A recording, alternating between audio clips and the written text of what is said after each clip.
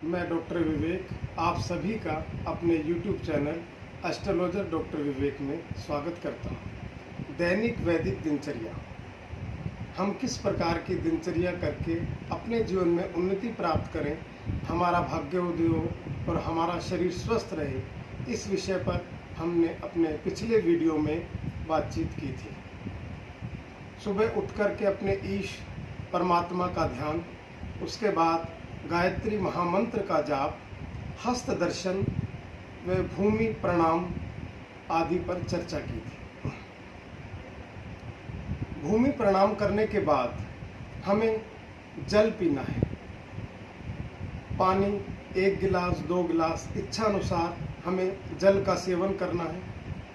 सुबह निन्नाबासी खाली पेट जल पीने से हमारा शरीर स्वस्थ रहता है।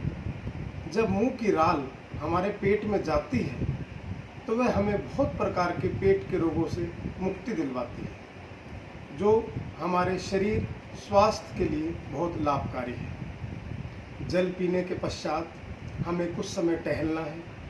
हम अपनी सुविधा अनुसार छत पर, आंगन में, पार्क में, जहाँ भी कुछ समय के लिए टहल सकते हैं। टहलने के बाद हमें घर पर आकर अपने मुख में पानी भरकर अपने नेत्रों पर छींटे मारनी है। मुंह में पानी भर के अपनी आंखों पे छींटे मारने हैं, उससे हमारी नेत्र ज्योति बढ़ेगी।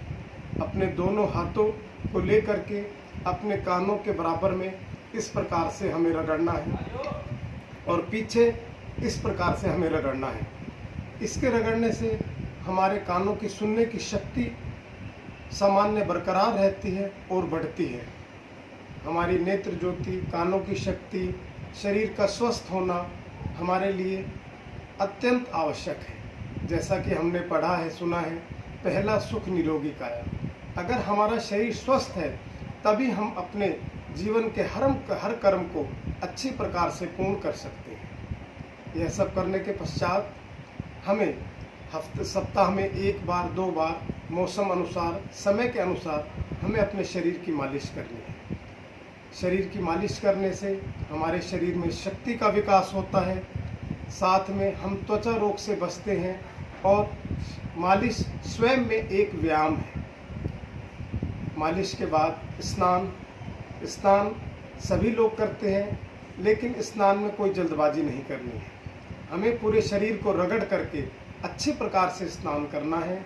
साबुन का प्रयोग कम से कम करना है। तेल नहाने के बाद पूरे शरीर पे लगा सकते हैं। 2 दिन में, 3 दिन में, हफ्ते में 1 बार 2 बार अपने शारीरिक स्थिति के अनुसार। अंत में नहाते समय हमें हथेली के ऊपर थोड़ा सरसों का तेल लेकर के उंगली से उसे अपने नाक में लगाना है, अपनी नाभि में लगाना है और अपने पैरों के तलवों पे लगाना है। इससे भी हम बहुत से रोगों से मुक्त होते हैं। स्नान प्रक्रिया के पूर्ण होने पर हम नहा धो कर अपने मंदिर में धूप बत्ती करें, हवन करें, यज्ञ करें, जैसा भी अनुकूल हो वो करें। नाश्ता, प्रातराश, ब्रेकफास्ट संपन्न करके अपनी दैनिक कर्म दिनचर्या जो कार्य आप करते हैं उसमें लग जाएं। उसके बाद पूरे दिन कार्य करके शाम को अपने घर आए, आकर के हाथ मुंह धो करके मौसम अनुसार स्नान करके आप भोजन ग्रहण करें। भोजन को हमें चबा चबा कर, जितना हो सके चबा चबा कर भोजन करना है। जैसा कि कहा भी गया है कि जल को भोजन की तरह और भोजन को जल की तरह ग्रहण करना चाहिए। उससे हमारा शरीर स्वस्थ रहता है। सबसे महत्वपूर्ण बात, हमारी सभी जीवों के अंदर एक मनुष्य ही ऐसा प्राणी है जिसे परमात्मा ने मानसिक शक्ति दी है। हमारे अंदर जो माइंड पावर है वो बहुत अच्छी है। हम जैसा सोचते हैं वैसा ही परमात्मा हमें देता है। इसलिए पूरे दिन प्रातः उठने से लेकर रात्रि शयन तक हमें हमेशा पॉजिटिव सोचना है, अच्छा सोचना है।